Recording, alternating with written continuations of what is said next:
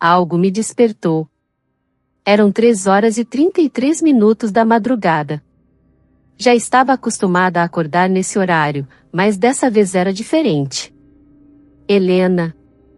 Ouvi meu namorado me chamar, mas sua voz soava estranha, distante. Achei que era porque ele ainda estava longe no meu sonho, embora ele estivesse deitado ao meu lado. Helena. Com dificuldade, me virei para ele e abri os olhos, mas, assim que o fiz, a paralisia voltou. Eu podia vê-lo dormindo, profundamente, de lado, com o rosto voltado para mim. Helena. Então percebi que quem me chamava não era ele. Era alguém atrás de mim. Havia algo ou alguém no nosso quarto. Ouvi a cama se mover, algo subiu nela, e se aproximava. Logo, vi os dedos longos e sujos de duas mãos negras começarem a contornar o ombro do meu namorado. Vi um cabelo imundo começar a aparecer. Havia alguém na cama, surgindo por trás dele, se revelando. Helena. A pessoa disse, sorrindo. E tenho que ser honesta com vocês. Não sei se devo dizer que a história a seguir é sobre bruxas, sonhos macabros que anunciam algo terrível prestes a acontecer, ou sobre as verdades que podem ser reveladas. Talvez essa história seja sobre uma pessoa doente, aterrorizante, que ronda as casas vizinhas, esperando encontrar uma porta aberta para entrar. A verdade é que eu realmente não sei qual é a verdade por trás do que vocês estão prestes a ouvir. Só peço que escutem com cuidado, sem brincar, e levando a sério, pois vocês sabem, nunca se sabe o que pode estar sendo chamado ao ouvir histórias como esta. Se preferirem pular esse capítulo, eu entendo completamente, e nos ouvimos no próximo, sem problemas. Mas, se decidirem continuar, a partir deste momento, o que quer que aconteça, já não é mais nossa responsabilidade. O primeiro sonho estranho que tive, quando pensei que simplesmente estava passando por uma paralisia do sono, foi na infância. Lembro bem, porque naquela época, antes que alguém me explicasse o que estava acontecendo e que eu não precisava me preocupar, esses episódios me pareciam absolutamente aterradores. Nessa ocasião, eu adormeci ouvindo meus pais discutirem. Nunca haviam chegado a agressões físicas, mas, dias antes, minha mãe tinha arremessado um brinquedo meu no meu pai. Era um pequeno pônei, e ela apertava o brinquedo com força enquanto a discussão ficava cada vez mais acalorada. Meu pai era cruel com suas palavras, sempre sabendo exatamente onde atacar para machucar. Ele dizia que minha mãe havia desistido de tudo para ser mãe e dona de casa, e que nem isso ela conseguia fazer direito, que ela nunca se sentia suficiente. Imaginem a cena. O que lembro a seguir é de ver meu pai se abaixar, o brinquedo passando por cima da cabeça dele, e os olhos de fúria da minha mãe, completamente cheios de raiva. Olhos que eu nunca tinha visto antes. Lembro daquele momento de silêncio, em que nenhum dos dois se atrevia a dizer nada. E, embora o que eu sentisse fosse surpresa e muito medo, decidi fazer algo. Comecei a chorar e gritar. Não queria fazer isso, mas foi a única coisa que me ocorreu para chamar a atenção deles e impedir que aquela discussão escalasse ainda mais. E funcionou. Naquele momento, funcionou. Mas eu sabia que não podia fazer isso sempre que temesse que a situação cruzasse uma linha perigosa novamente. Eu estava cansada, cada vez mais cansada. Meu irmão havia se mudado da cidade para viver com nossos tios e estudar na universidade. Segundo ele, a escolha do curso foi para aproveitar uma oportunidade que não existia em nossa cidade, mas estou certa de que ele escolheu aquele curso especificamente para sair de casa. Aqui no México, diferente dos Estados Unidos e de outros países, os filhos costumam viver com os pais até terminarem seus estudos. Mas ele estava decidido a não fazer isso. E assim fez. Ele conseguiu, e me deixou com aquele fardo, preocupada todos os dias, eu, que era só uma criança e não merecia isso. E me cansava ouvir, repetidamente, que eles só estavam juntos por minha causa, que só me amavam. Demorei tanto tempo para me perdoar por isso, porque eu sentia que toda aquela infelicidade que eles mostravam todos os dias era completamente culpa minha, que era minha responsabilidade que eles permanecessem juntos. Agora, naquele momento, também temia que não se matassem em uma noite que sucedeu um dia de brigas desde a manhã. Simplesmente decidi tentar dormir, mas conseguia ouvir suas vozes discutindo na sala, e depois no quarto. Ouvi minha mãe saindo para dormir na sala, e meu pai indo atrás dela, porque a discussão ainda não tinha terminado. Ouvi passos pesados, como se estivessem pisando com força, indo da sala para o quarto, passando em frente à minha porta. Depois os ouvi de novo, indo e voltando. Passaram várias vezes. Finalmente, abri os olhos, mas não conseguia me mexer. Percebi que não conseguia mover meu corpo. A porta estava aberta, e então vi aquilo que passava de um lado para o outro enquanto meus pais brigavam, sem notar aquela presença. Era uma mancha vermelha, de um vermelho queimado, quase negro. Havia embaçada por entre meus olhos cheios de lágrimas. Tentei me concentrar, focar. Vi aquela coisa passar novamente. E então, ela parou em frente à minha porta aberta. Ela percebeu que eu a estava vendo. Ficou parada, me olhando. Com o passar dos segundos, começou a tomar uma forma. Não sei se foi ela que tomou a forma ou se meus olhos fizeram isso por mim, ou se meu cérebro tentou identificar uma imagem que reconhecesse. O que estava lá fora, no corredor, era um vermelho com chifres, como o da loteria. Tinha um colar nas mãos e não parava de me encarar. Não estava rindo, mas eu sentia algo debochado vindo dele, mesmo sem vê-lo. Depois, continuou andando de um lado para o outro no corredor, e eu fiquei ali, imóvel, chorando de medo, chorando de raiva. Os sonhos se tornaram esporádicos, mas em retrospectiva, percebo que muitos deles aconteceram em momentos muito importantes da minha vida, bons e ruins, principalmente ruins. As poucas mortes que ocorreram na minha família foram todas horríveis, e todas vieram precedidas de um desses sonhos. Eu tinha 17 anos quando acordei de novo às 3 da manhã. Não vi o relógio, mas eu sabia, sempre era assim. Meu quarto estava completamente escuro. Eu sempre deixava uma pequena lâmpada acesa, tinha medo do escuro, mas alguém havia desligado. O botão era duro, não havia como ser um erro elétrico. Acordei e não conseguia abrir os olhos completamente, nem me mexer. Com o passar dos minutos, fui despertando, entre aspas, porque comecei a esquecer o sonho que estava tendo e ganhei consciência. Tentei procurar com meus olhos pelo quarto, mas meu corpo estava completamente rígido. Então, vi algo no canto do quarto, sentado. Não havia nenhuma cadeira lá, mas parecia estar sentado em uma.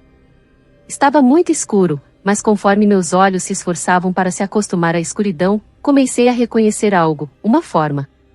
Era uma mulher sentada ali, com uma saia longa, como de várias camadas de tecido, com as mãos apoiadas nos joelhos. As mangas tinham babados, e ela estava olhando para frente, para outra parede, com um sorriso no rosto. Tentei dormir, parar de olhar para ela. Aquilo me causava um desconforto enorme.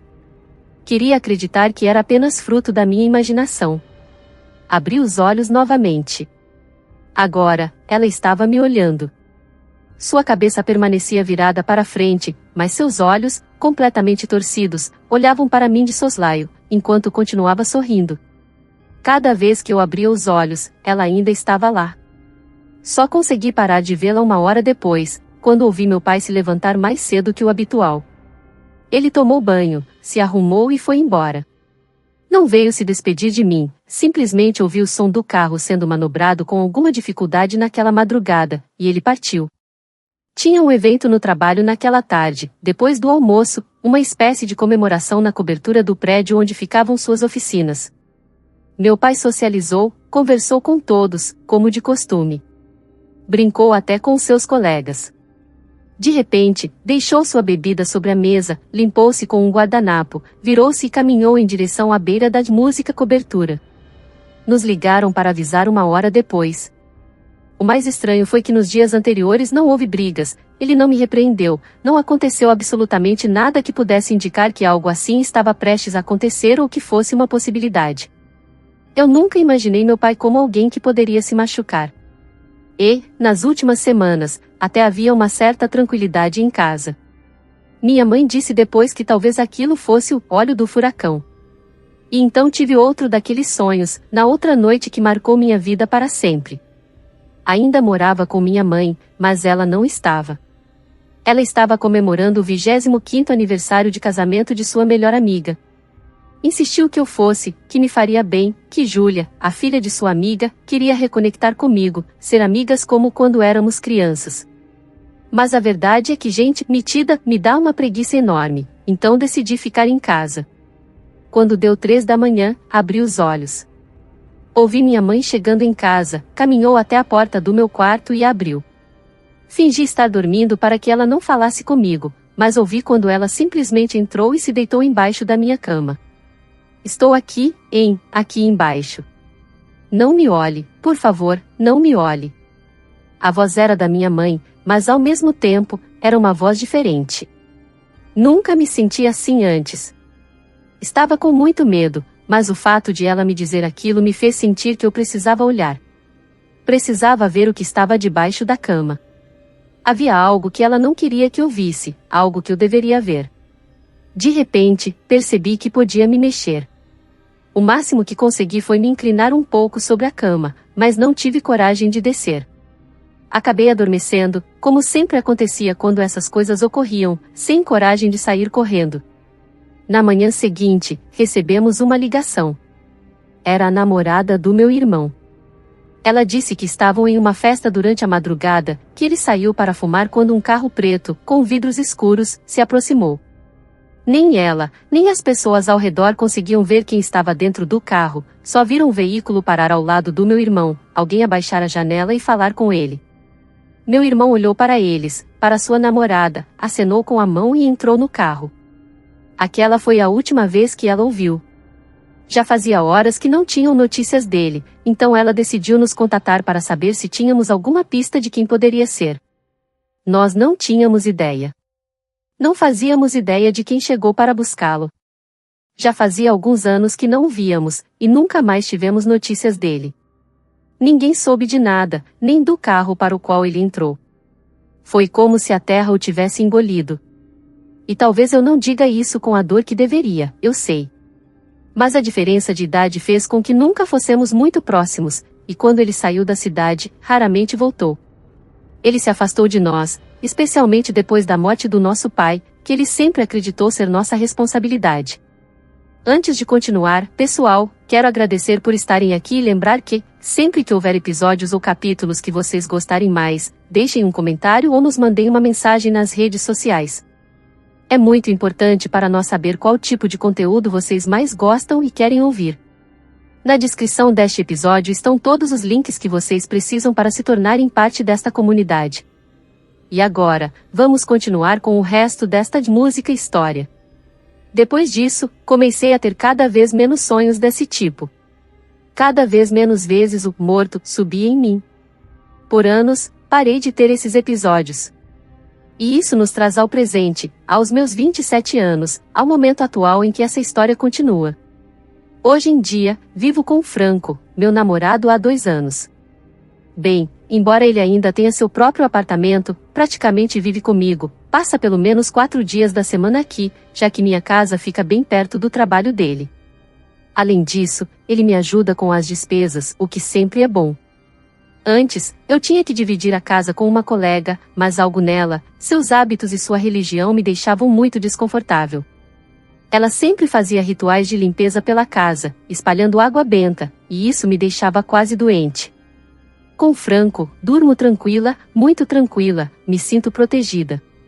Mas há alguns meses, coisas começaram a acontecer, como se fossem presságios. Nós costumávamos assistir filmes até cair no sono, muitas vezes deixávamos a TV ligada, porque eu ainda não me acostumei a dormir no escuro total, com todas as luzes apagadas. Mas, de repente, a televisão começou a falhar. Algo como uma interferência magnética aparecia, sem ter nada a ver com o sinal de TV, e até nas plataformas digitais, a imagem e o som ficavam desalinhados. Via sombras de pessoas na tela antes mesmo delas aparecerem. Acontecia em todas as plataformas, tanto na TV quanto no cabo, e desistimos. Começamos a dormir mais cedo, mesmo apagando as luzes, apesar do meu medo, dos meus terrores noturnos, do medo de que algo voltasse, de que em algum momento sonhos terríveis retornassem. Porque, mesmo quando esses sonhos anunciavam algo bom, o terror que me causavam era insuportável.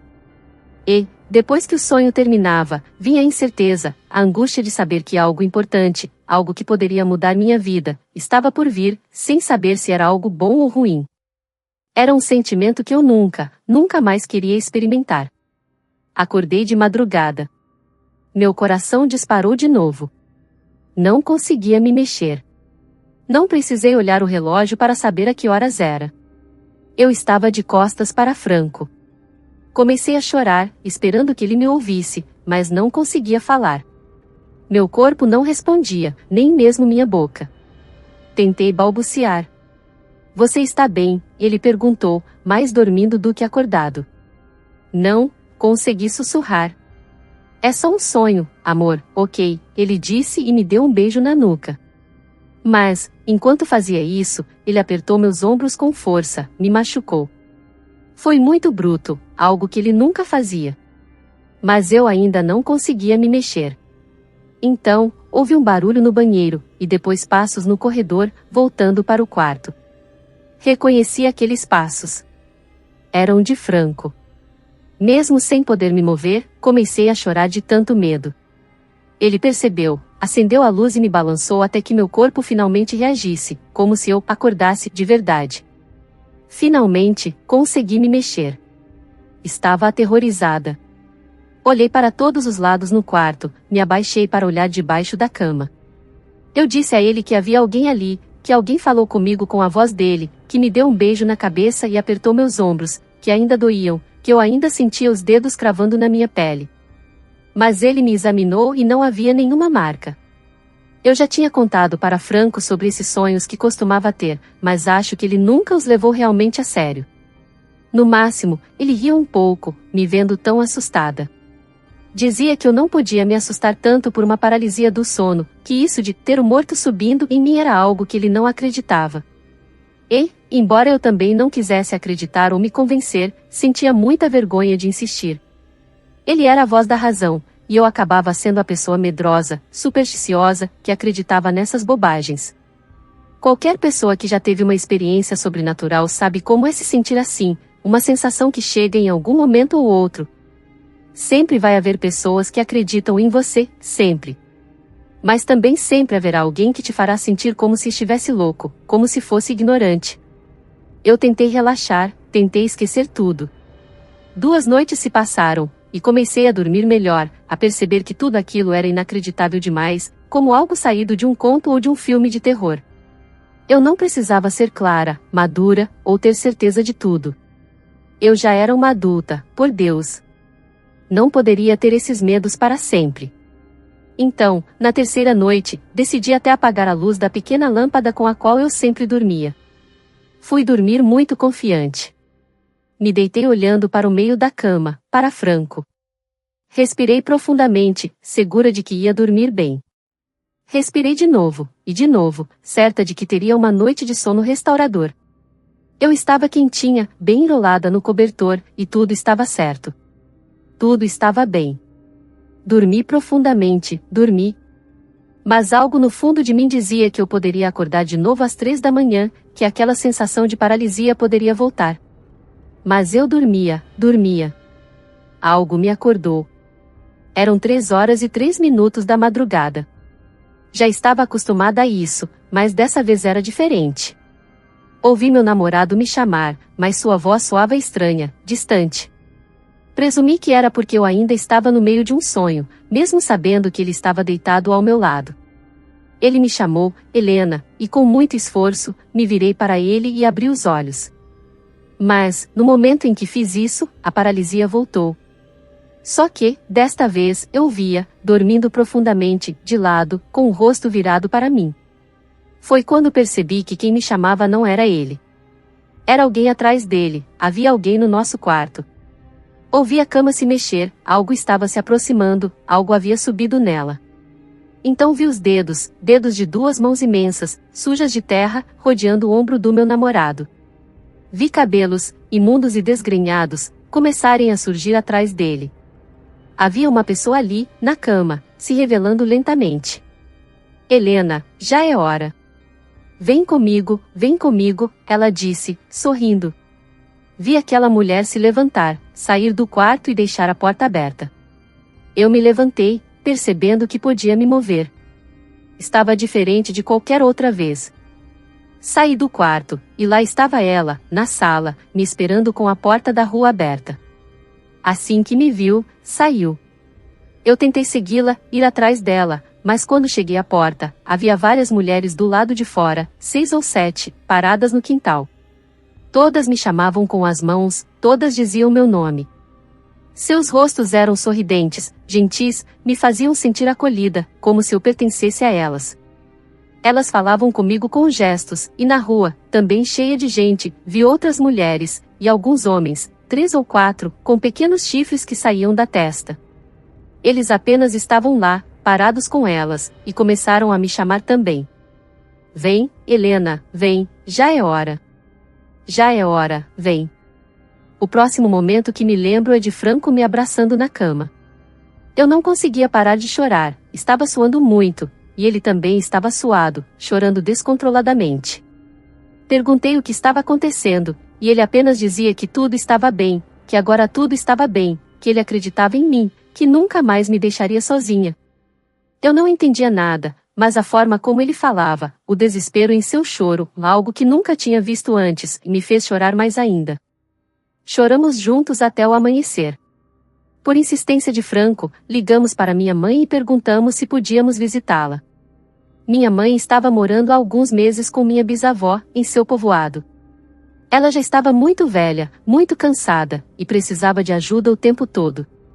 Quando contamos à minha mãe, ela ficou muito feliz.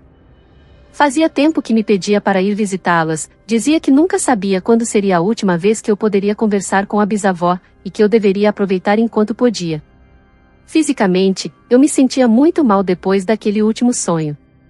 Tinha ficado doente e estava muito fraca, mas Franco me disse que me acompanharia, e isso me deu ânimo para tentar. Além disso, eu queria me afastar de casa. Quando olhava pela janela, minha mente voltava àquelas mulheres lá fora, que via nos meus sonhos. Apesar dos sorrisos e da cordialidade, elas me davam muito medo. Pegamos a estrada rumo à cidade, e o que deveria ter sido uma viagem de pouco mais de 2 horas se transformou em 8. Um acidente no caminho e a chuva fizeram com que praticamente ficássemos parados durante boa parte do trajeto. Eu sempre tento ser uma boa copilota, conversando e colocando música, mas estava tão cansada que, em um momento, fui para o banco de trás e me deitei para dormir por 5 minutos. Coitado do Franco, seguiu dirigindo, tendo apenas o GPS como companhia. Nunca tínhamos ido para aquele lugar, mas, mesmo com as ruas confusas e a chuva incessante, ele conseguiu chegar. Como uma criança pequena, decidiram não me acordar quando chegamos. Costumo dormir pesado, mas não a ponto de não perceber nada. Achei estranho que ele tenha conseguido me carregar até o quarto da minha mãe, que havia preparado para nós. Continuei dormindo até umas 9 ou 9 horas e 30 minutos da noite, quando as vozes e risadas de várias mulheres chamaram minha atenção. Minha mãe e a bisavó também riam, em meio a uma conversa que parecia muito divertida. Ao fundo, ouvi a voz de Franco, conversando e rindo.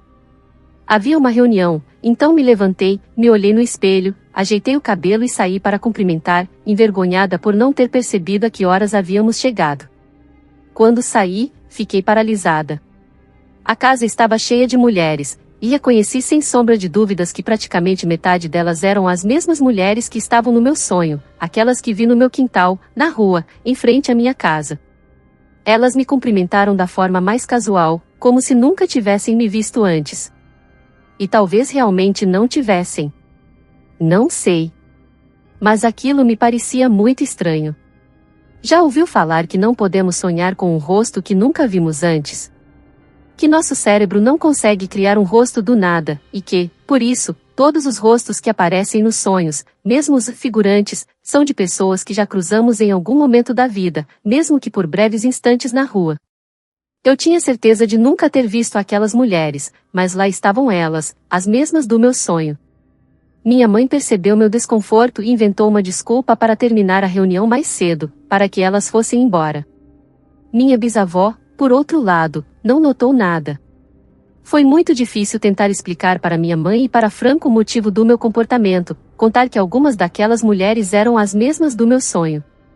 Minha mãe, com uma expressão preocupada, me disse que não queria se aprofundar muito no assunto, mas sabia que algumas delas eram, de fato, bruxas. Elas faziam trabalhos, saíam à noite para a serra e frequentavam o cemitério, embora minha mãe acreditasse que fossem apenas histórias para enganar as pessoas. Não consegui ficar ali por muito tempo, porque agora me sentia fisicamente ameaçada. Todas as noites eu sentia que elas voltariam, mas, por sorte, tiveram a decência de não aparecer enquanto eu estava lá. E isso me leva ao último evento da minha história, algo que aconteceu há poucos dias. Mais uma vez, algo me acordou. Mas não eram 3 da manhã. Ouvi passos que ecoavam pelo corredor fora do meu quarto. Aqueles sons me lembraram do meu primeiro sonho, quando eu era criança, embora este corredor fosse bem mais curto. Chamei Franco, sacudi ele, dei um pequeno empurrão, mas ele não acordava.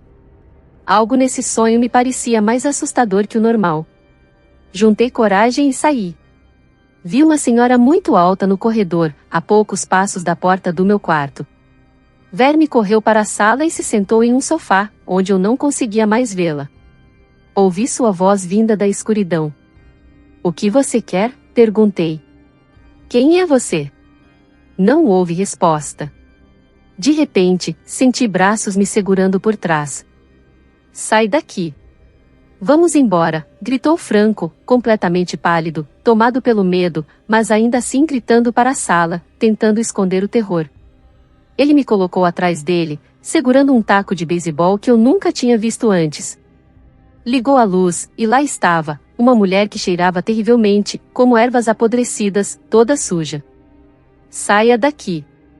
Anda, vá embora." "Vá embora", gritava ele, furioso. Eu não acreditava que estava acordada. Corri para pegar o telefone e chamar a polícia. Eu entrei porque estava aberto. "Preciso de um lugar para ficar." "Me deixem ficar aqui, eu não vou fazer nada", dizia a mulher. Ela me dava muito medo, seus dentes eram pretos, e seu rosto parecia todo manchado. Franco olhou para mim e me disse para chamar a polícia o mais rápido possível, então ele correu em direção à mulher. Ela se mexeu rapidamente e saiu correndo da casa em direção à rua, rindo, como se estivesse se divertindo. Franco correu atrás dela. No telefone, a polícia me fazia perguntas confusas, como se não acreditassem em mim. Tentava explicar que não conhecia aquela mulher, que ela simplesmente havia invadido a casa. No fim, acabei desligando quando vi que Franco tinha voltado. Ele me contou que correu atrás dela, mas sentiu que alguém a estava esperando do lado de fora. "Você não faz ideia do medo com que dormimos aquela noite." Franco ligou para um amigo, e fomos para o apartamento dele. Nós 3 ficamos lá.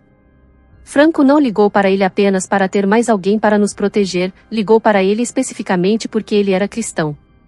Desde então, temos mantido contato diário com ele, e começamos a ir à sua comunidade, onde tem orado por nós. E eu quero entregar minha vida a Deus. Há um Deus que possa me proteger disso, de todo o mal que existe no mundo, de todo o mal que eu já vi com meus próprios olhos. Sei que é errado procurar por ele só por causa desse medo, mas o amigo de Franco diz que todos chegamos a ele quando precisamos, e que Deus sempre nos acolhe. Sim, sei que faz apenas alguns dias, mas agora que temos ido à sua casa, orado, as coisas têm se acalmado. Pelo menos, os sonhos não voltaram até agora. Às vezes, é difícil entrar na minha casa. Parece que alguém esteve lá ou que alguém se esconde quando entro, mas espero que isso seja o fim. Espero nunca mais ter esses malditos sonhos de bruxa. Não quero, não posso, estou exausta de novo. Se minha história não é a mais assustadora, não como as que costumam contar, peço desculpas. Estou compartilhando porque quero ler, quero prestar atenção em todos e cada um de seus conselhos, e acreditem, vou implementá-los. Boa noite. Se eu voltar a escrever, espero que seja apenas para agradecer. Se vocês fizerem uma oração hoje, por favor, rezem para que seja assim. Boa noite, e que durmam e sonhem bem, vocês que ainda podem.